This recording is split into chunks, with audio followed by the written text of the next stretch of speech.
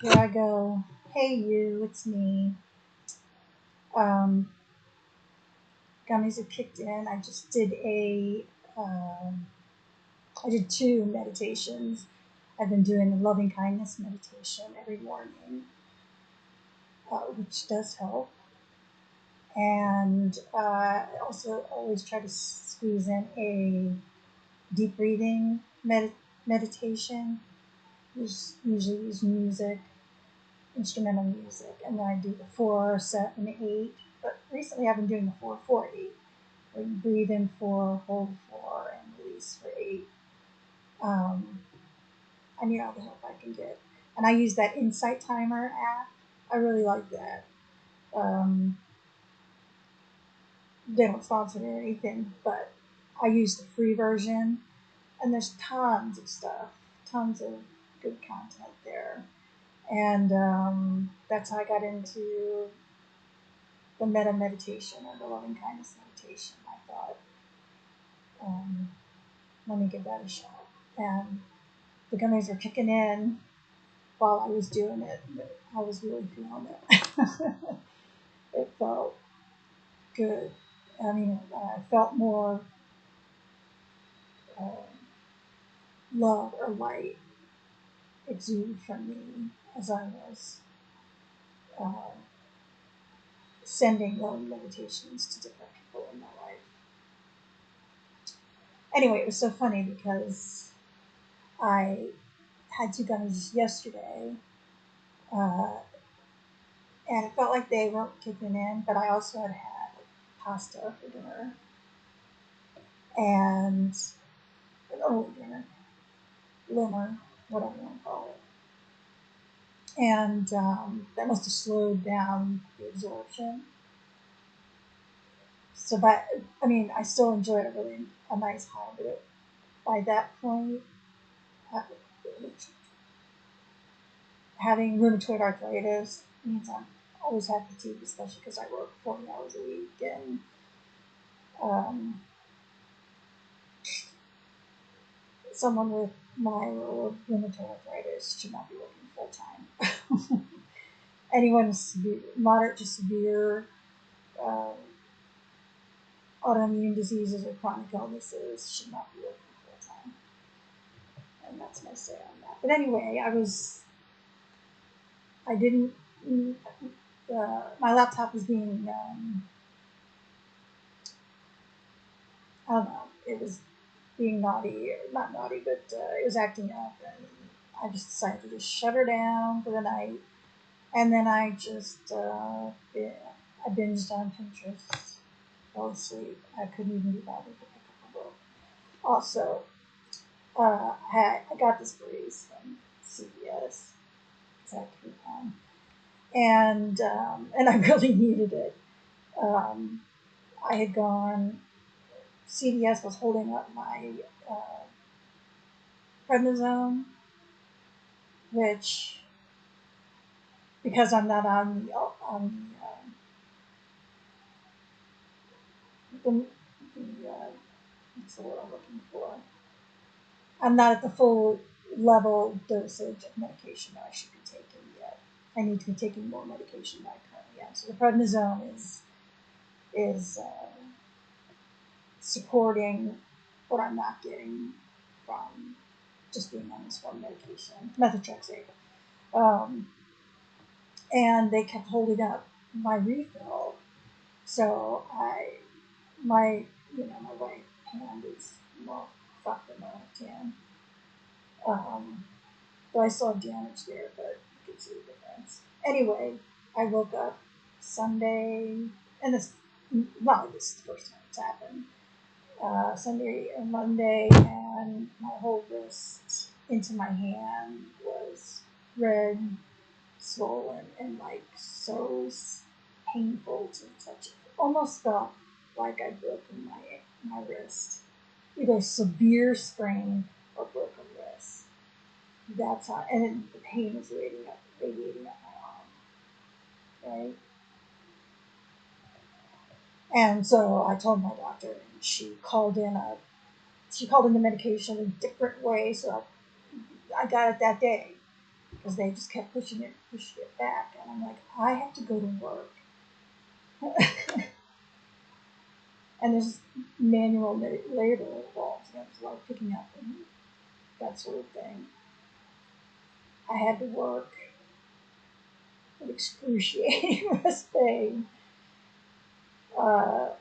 It took 3 days when I was finally able to pick up my prednisone prescription. It took 3 days of the highest dose for me to be able to move my wrist. And that's about all I can do. And that's pretty good. But let me tell you, I took 2 prednisone. I'm going to keep doing this. I took 2 prednisone plus, what else do I take? Well, right now, just methotrexate injections. I do those. The ejector pen. I do that once a week. So that's all I'm taking right now. And the dosage on the methotrexate needs to be higher, which it probably does. And I need to be a biologic, just using an infusion, but it may not be. I've been medicated for this disease for 15 years now, so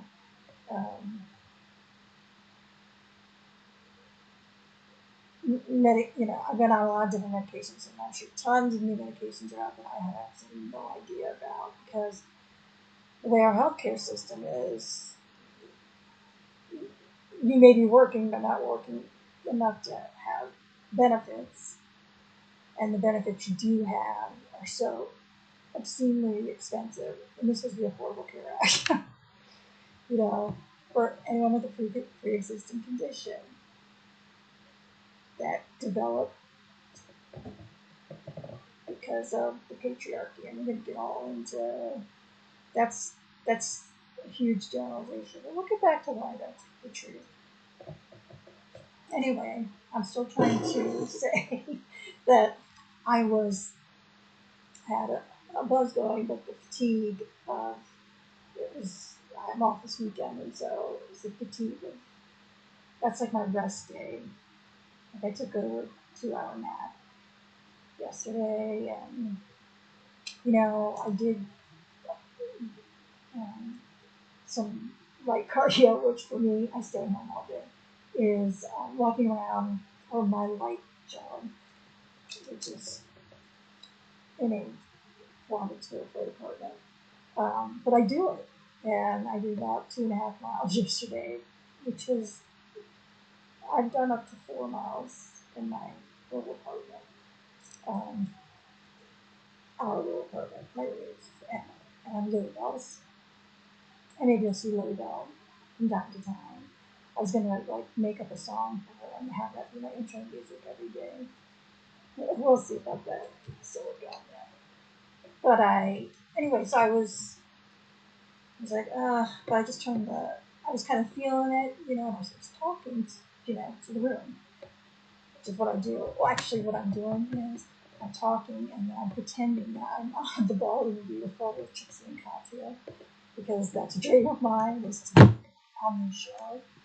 And so I have I know it sounds creepy, but I already know what gifts I would bring them if I was a guest on your show. I have not bought the items, and that should tell you that I'm not a crazy stalker. I just love them. I love the vibe. I've learned a lot from them. I learn a lot from them. They have wonderful chemistry. They remind me very much of my childhood best friend and me. And they also remind me of an ex-coworker of mine, recently ex-coworker of mine, who is 21, but she's an old soul, just like me. And I feel 21 in my head. cptsd does that too. Remember, it's not a mental illness. It is a physiological disorder, because chronic trauma, it interrupts the the healthy development of the different parts of your brain. So the parts of the brain that are supposed to shrink actually grow stronger, and the ones that are supposed to grow stronger shrink. And so your brain development has been damaged, has been altered. And that's not mental illness, that's something different. And I don't know, I'm sure I'll never be cured of it, but I have been doing the best I can these past 15 years. I think I'm doing an amazing job considering all I've been through. And on my own, pretty much. I have 2 very dear friends, 3 dear friends, who I've been able to count on. No, actually, I'll mention 4, because we haven't stayed in touch, but she was very important and part of my life for a period of time post-divorce, and when that was part of my healing journey from like 2009 on, it's the beginning of me finally learning who I was, and I was buried underneath all that self-hate and disgust and rage. That's why I don't have kids. Anyway,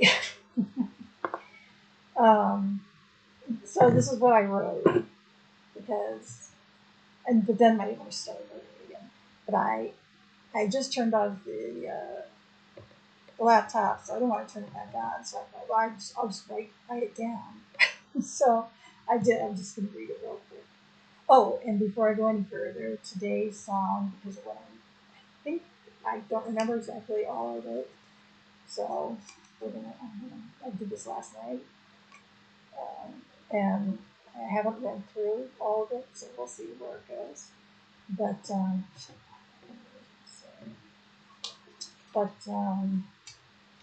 Because of what I'll be talking about, I'm actually going to do an album of the day, and that's going to be the Freewheelin' Bob Dylan album, 1963. I recommend listening to the entire album in one sitting. That is, that's 70s vibe and 60s, and records were huge. And I'm glad I'm remembering the patience I had. Anyway, I'm going to read because I think that's partly in here. So I go, I should be taking what I'm saying, but the fatigue is insinuating itself into the high, and I just turned off the laptop because it was lagging, acting weird. The universe telling me to get off my ass, make my smoothie, and do 1/2 mile, very light cardio around the apartment, all 400 square feet of it. This cheap, poor broad ain't ashamed to admit it. I do old-fashioned isometric upper body exercises because I can't hold weights with my RA hands. Yes, I want to record this train of thought, and now my right hand and wrist pain is back. Fucking patriarchy. Although now the very society they, in parentheses, white men, created has worked so well, they've all become such unbearable, and I underline bear, because I guess it's a bear thing. Women would rather be eaten by a bear than, or more scared of whatever, the bear over the man. And then in parentheses I wrote, get it? Twats. So they've all become such unbearable, get it, twats. Women don't have to, should never have to settle to get what she wants. She can, well, not really, because Roe versus Wade was repealed, and patriarchy's lasting effects. Patriarchy's trauma and lasting effects um, uh, oh, from it, I guess. Celebrate just being single, just hang with friends, or imagine it solitude, which, yeah, I am really digging the solitude part. But I'm an INFJ. I did that test. And so uh, I can only, well, you know, what INFJ is, but solitude, I'm in my solitude era. Well, actually, I've always been in my solitude era, but now I'm appreciating it because I guess I don't feel, I'm still scared every day, but it's meds and meditation and exercise and eating really healthy, nourishing foods and trying to only ingest, not just food, but what I watch, what I listen to, what I choose to let in. See, I'm going off this, but anyway, solitude rocks. For solitude, vibing on your own sounds foo-foo, and then I was like, is it foo-foo, F-U-F-U, or foo-foo, F-O-O, F-O-O? But yes, damn it, be present. God, that sounds so right. Just look around you, listen to your environment, or take a nap, binge watch. Sorry, that sounded very anemic, but I did binge watch some more of them last night. I just or murder mysteries. So Trixie, Katya, or murder mysteries. I think that's a very good combination. Listen to a whole album. Hence, my recommendation, especially when I talk about today, which is it's coming up if I stop going up on tangents. The Freewheelin', Bob Dylan, 1963. Whole album, highly recommended, especially for the sex tape. Okay, now, both sides, again, and I know it's going to sound international, generational, but like we used to, you know. But young people could get into that too. There's always been, vinyl people, even DJs did them, right? There was no choice but to be patient. When the first side was over, you got up and turned the record over, either manually or electronically. The newer models, Panasonic, right? Panasonic was a big one. I think that's what mine was. Uh, the player arm, and I still don't know what that's called. Would rise, slide, and drop to the first song, then side two. Plus, I grew up hearing big band albums, so I was used to the scratchy quality, but it was a record, right? And improvements were made, though that could be more the recording sound part of record making. Does that make sense? It feels right and logical and clearly thought out. I have clearly in parentheses. It's all here in me. Gold. My gold that needs to be heard. My special gift, like we almost all have. The 99% stay buried under 40 plus work weeks.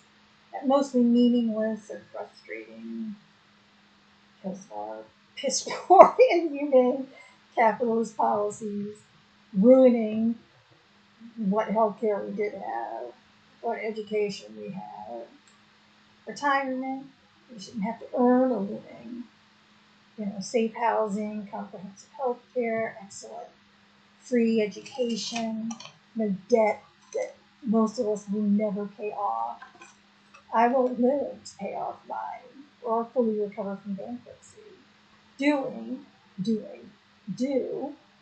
to 2 surgery bills, 70% of which I think the insurance company through the Affordable Care Act wouldn't cover, and I paid $400 a month due to pre-existing conditions that developed from the severe, here it comes, severe trauma and cptsd, like rheumatoid arthritis, inflicted on me by my rapist, child-abusing father, whose name, by the way, because there's a quote, and I think I may have said it in the first video, but there's a quote by Anne Lamott that said, "Own your story, tell your truth. People wanted you to speak warmly about them. They should have treated you better." But there's only one person's name I'm going to say on this my video memoir right now, and that's Alfred Silverman Perry III, because he was my father, and he was a rapist, child abusing father. He was never held accountable for his crimes, and the very normal prototype product of capitalist man. Even better, he raped my mother to avoid the Vietnam draft, and then proceeded to enjoy a long, successful career working for National Security Agency, CIA, Department of Defense, and Booz Allen in his semi-retirement consultancy role, which is a powerful defense contractor. So he basically, he raped my mother to avoid the Vietnam War draft, only to get educated highly enough without any repercussions to what he did to avoid the draft, to then work for the very war machine that created the hugely wrong and deeply unpopular 10-year Vietnam War that killed 58,000 plus Americans. Goodness knows how many Vietnamese. That's a proud daughter moment.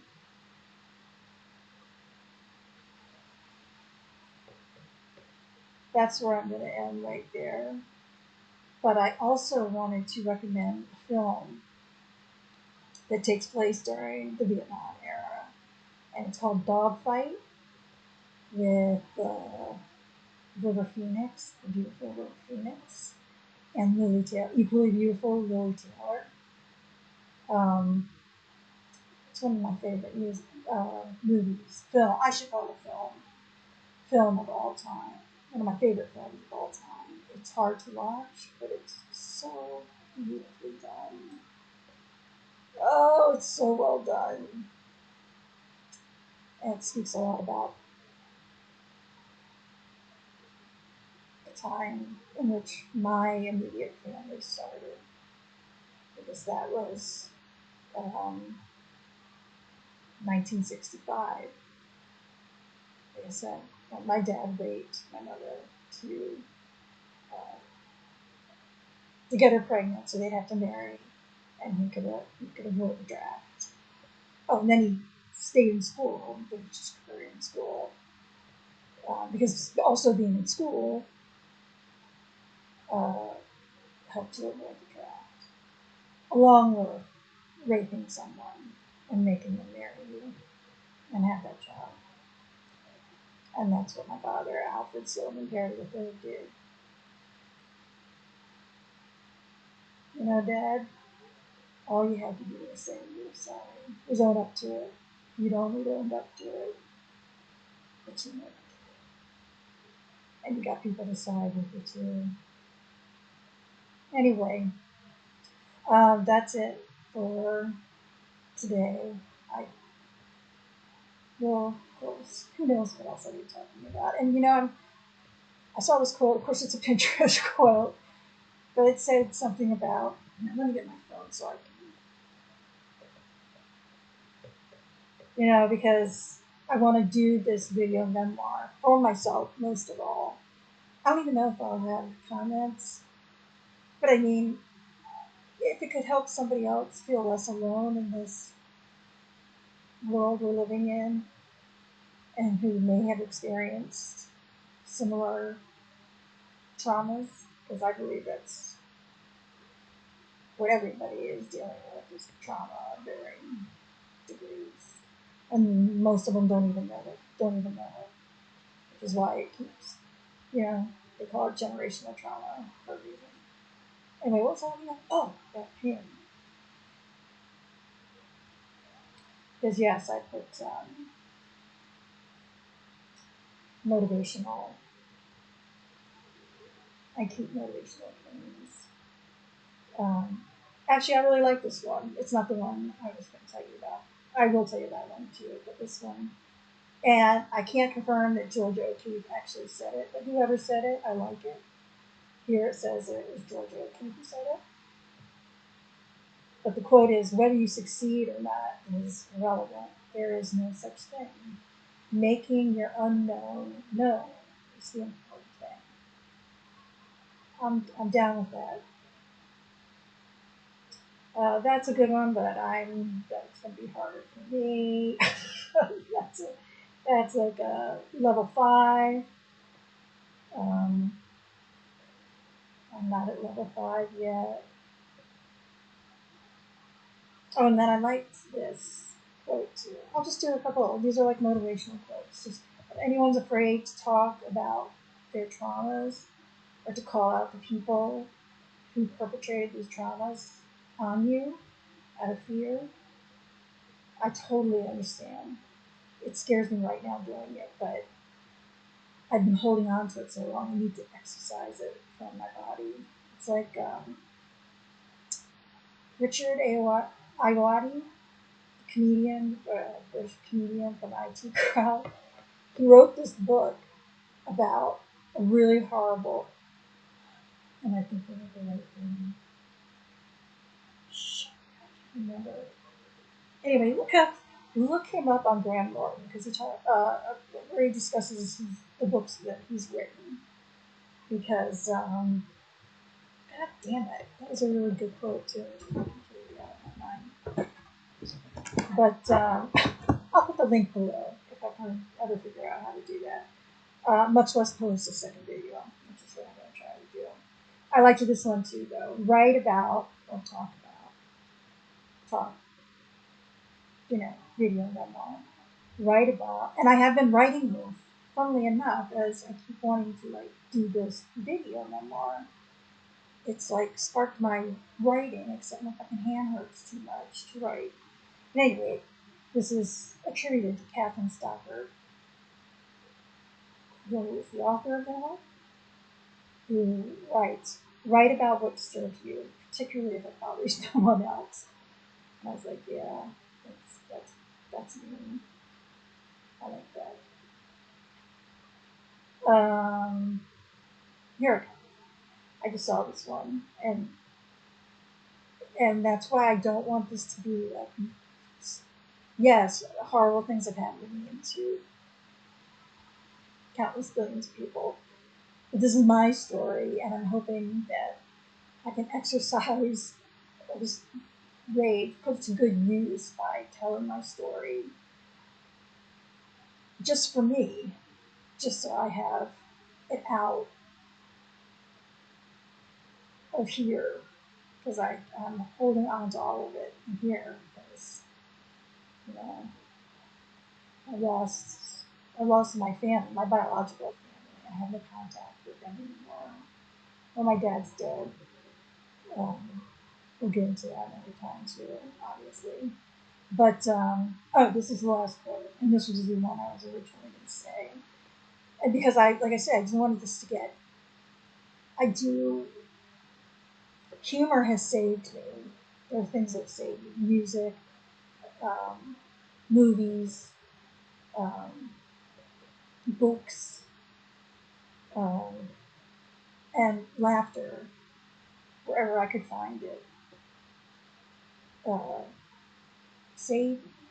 Has always saved me. And I think it's given me a skewed but interesting take on this world. And damn right, skewed.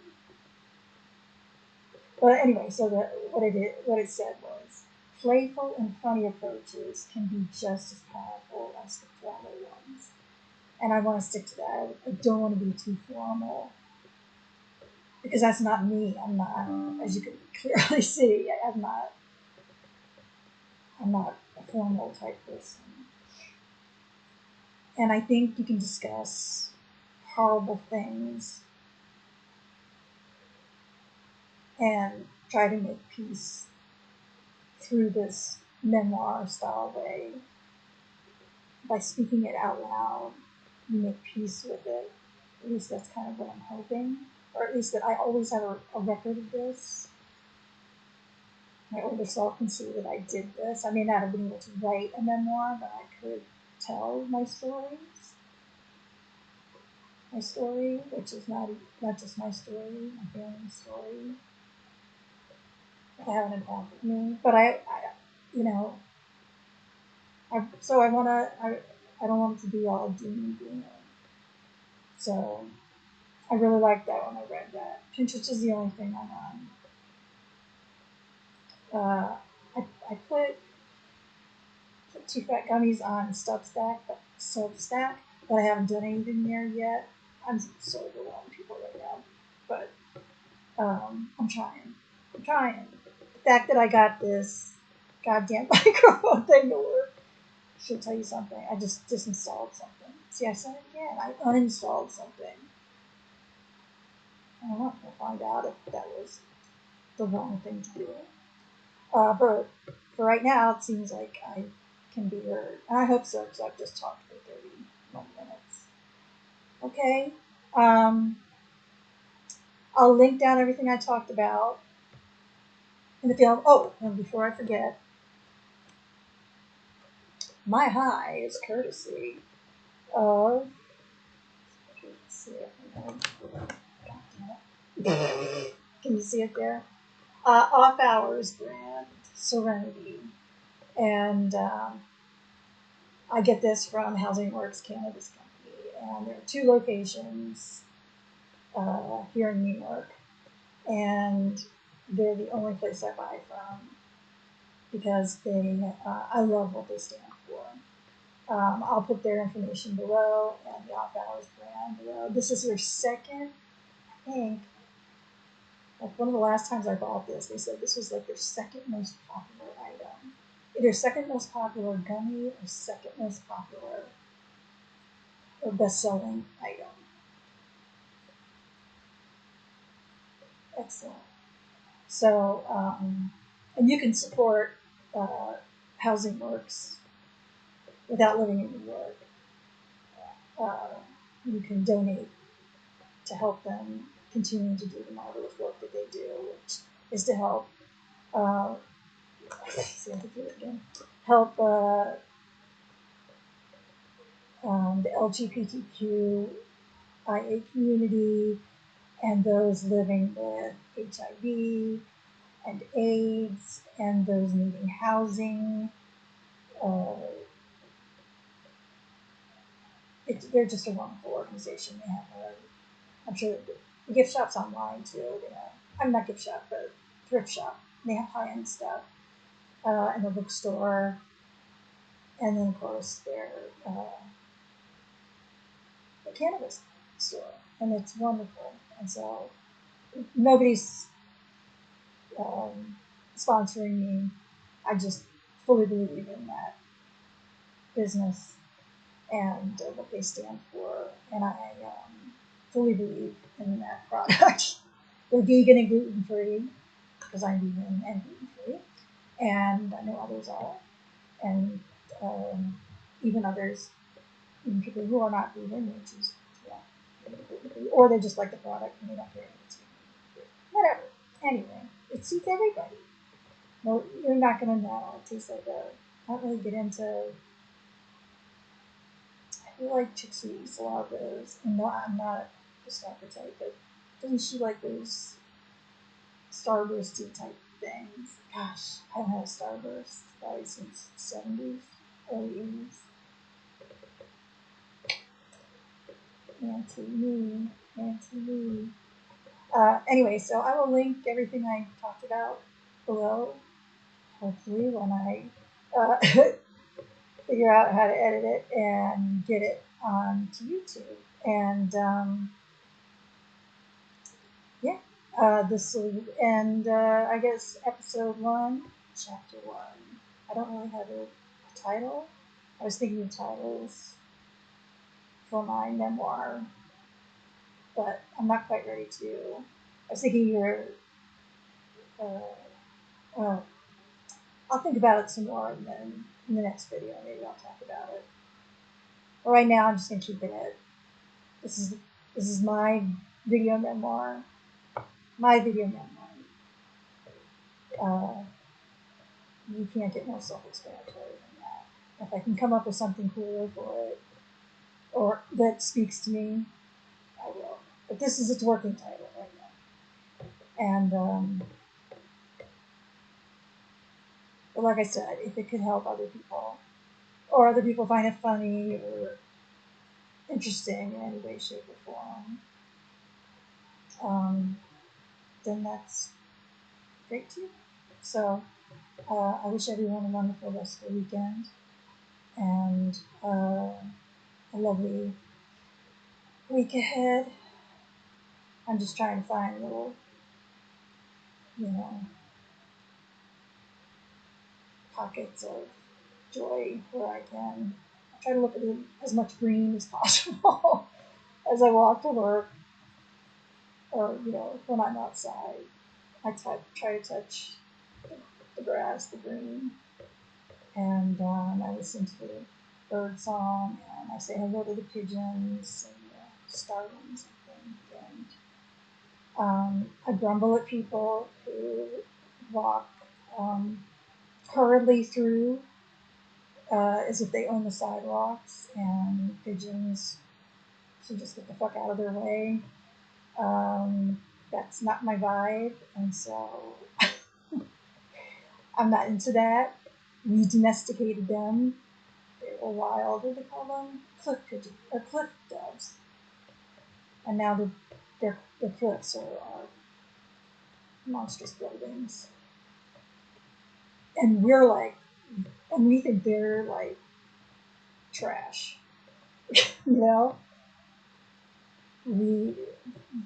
The human capacity for arrogance, and I'm just as much guilty of it as anybody else, is never ceases to amaze me. And I've also been calling out before I start. I have to say this too, because I was going to do like this things that piss me off about New York thing, and not really New York, but New Yorkers. I've lived here for almost 4 years now. I don't consider myself a New Yorker. I mean, I may have picked up some few mannerisms here. Like, I do get impatient on the sidewalks, but as I meditate more, and I've actually been doing a walking meditation, which is where I count from 1 to 10, and then back 10 down to 1 again as I walk. And that keeps me present, which keeps me less irritated at the tourists who take up the entire sidewalks and just stand there all staring at their phones or doing selfies. Or even other New Yorkers who just, they're going to take up the whole sidewalk, and that's just the way it is. But that's not even where I was going. Where I was going is when I see New Yorkers walking their dogs. Most of them have their earbuds in and staring at their phones. And I'm upset by that, because that is bonding time for you and your companion animal. I don't even like calling them pets anymore. They're companion animals. And because I'm sure many people adopt animals from shelter. As educated a city as this is, but anyway, I know people do adopt their cats and dogs, etc., from shelters. But I can tell from my walks in the city that a lot of people get their dogs from breeders. So that right there, um, I'm already pissed. Because you can tell. Though I have to say, there are, and this is an argument for not supporting breeders, which are just exacerbating the animal shelter problems. Plus, these dogs are not being treated well. You heard of an Amish puppy mill? Look it up. The Amish are notorious for inhumane, grotesquely inbred puppy mills. And they're also known for literally working their horses to death. That's religion for you. Just another form of religion, which is why I'm an atheist, because I don't know for sure what they would say, but it would probably be we have dominion over animals. Okay. That's how you want to, that's how, if that's the cards you want to play, then there you go. Anyway, oh, I also wanted to do like an animal sanctuary once a month that I fully support, like monetarily, as much as I can. And so I'll do that next week because I don't want to. I want to think the first one through and be able to, or I could just think one up and put it down, and then next week I could pick another one because during these times everything's getting defunded, and this isn't just nationwide; it's internationally. I support 2 sanctuaries in 2 different countries, Vietnam. I can't remember where it is offhand, but I follow them on YouTube, and it's like I said. So I'll when I remember what it is, I'll link it in the bottom. And so those will be my first 2, but I want to get all the information right. But I'll still link them down here. I say that like I'm gonna be able to do that in 5 minutes, but we'll see what happens. Okay, have a wonderful weekend. Stay strong as we work our way through this administration, these 4 years. Just gotta keep trying. I don't know why, because I'm not the most optimistic person on this planet. But I'm here for now, and so that can be my purpose, is to, and actually I know that became my purpose when I finally started therapy, meds, the whole thing, my healing journey. I know it's very creepy to say, but it really is, and it's a lifelong thing. But all right, we'll see you next week for chapter 2 of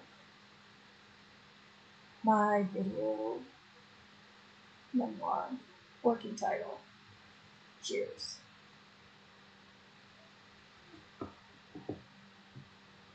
That was so bad. I don't know how they do that. I'm just going to hit stop now.